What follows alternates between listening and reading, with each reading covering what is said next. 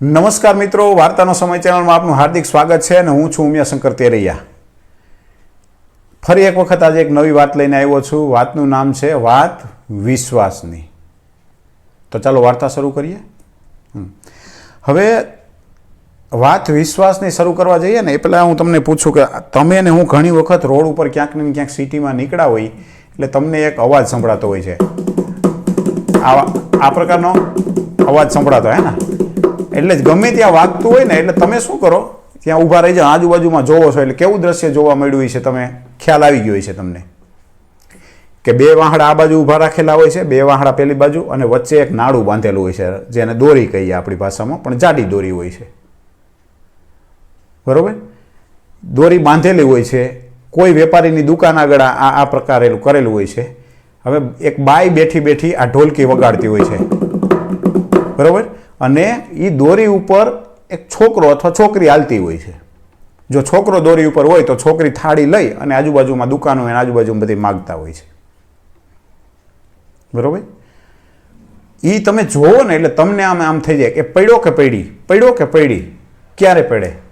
અને ઘણી વખત એવું હોય કે એ દોરી ઉપર સાયકલની ખાલી રિંગ રાખે અને એ રિંગ ઉપર પગ રાખીને હાલતા હોય છે.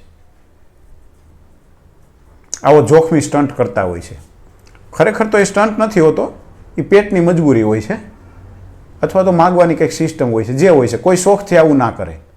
પણ મેં કહી દઉં, વાત વિશ્વાસની છે.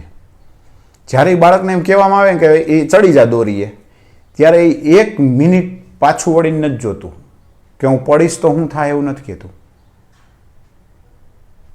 એક જ સેકન્ડની વાર લગાવ્યા વિના, અથવા તો હજી તો પબ્લિક ભેગું થાય એની રાહ જોતી હોય, એની માં વગાડતી હોય છે, પણ એ બાળક પબ્લિક ભેગું થવાની રાહ નથી જોવા દેતું. એ તૈયારી કરીને ઉપર નાળા ઉપર બેસી જાય છે, દોરી ઉપર ચડી જાય છે. બરાબર, એને શું વિશ્વાસ હોય છે? એને એટલો વિશ્વાસ હોય છે કે મારી માએ કીધું જ ને એટલે હું નહીં પડું. મારી માએ શીખવાડ્યું છે, મારા બાપાએ શીખવાડ્યું છે, એટલે હું આની ઉપર હાલી જઈશ. અને એ ઢોલકીના તાલે જ એ આખું રમતું હોય છે. અને કદાચ એને આ ગમે આપવાવાળો ગમે પણ એનું માનું ધ્યાન તો એ વગાડવામાં જ હોય છે, સેજે એ પેલું નથી કરતું. અને ખરેખર તમે જુઓ પાછા ઉપર ચાલતા ચાલતા તમે જોયું હશે કે એને હજી મૂછું ન આવી હોય, નાના નાના બાળક છે એટલે કાળી કાળી મૂછું કરી હોય, ઉપર ગોળ ટોપી રાખી હોય અને ટોપી ઉપર ફૂમકું રાખ્યું હોય, એટલે માથું ફેરવે એટલે એ ફૂમકું ફરતું જતું હોય. પણ એ એટલા વિશ્વાસથી ઉપર આ કરતબો કરતું હોય છે કે એ ઢોલકીના તાલે કે મારી માએ કીધું છે એટલે હું નહીં પડું. એની માને એવો વિશ્વાસ હોય છે કે જ્યાં સુધી મારો ઢોલકીનો તાલ છે ત્યાં સુધી મારું બાળક નહીં જ પડે. માને અને સંતાનને પરસ્પર એટલો બધો વિશ્વાસ હોય છે. હવે વધ્યું ત્રીજું પાત્ર. ત્રીજું પાત્ર થાળી લઈને આમથી આમ ફરતું હોય છે, જે વાહનવાળા નીકળે, દુકાનદારો નીકળ્યા છે તે છે. એને કેટલો વિશ્વાસ હોય છે કે આ અમારી મહેનત જોઈ અને અહીંથી નીકાળનાર વ્યક્તિ કંઈક નહીં કંઈક 5 રૂપિયા 10 રૂપિયા દેતા તો જાહે જ. આવો વિશ્વાસ હોય છે.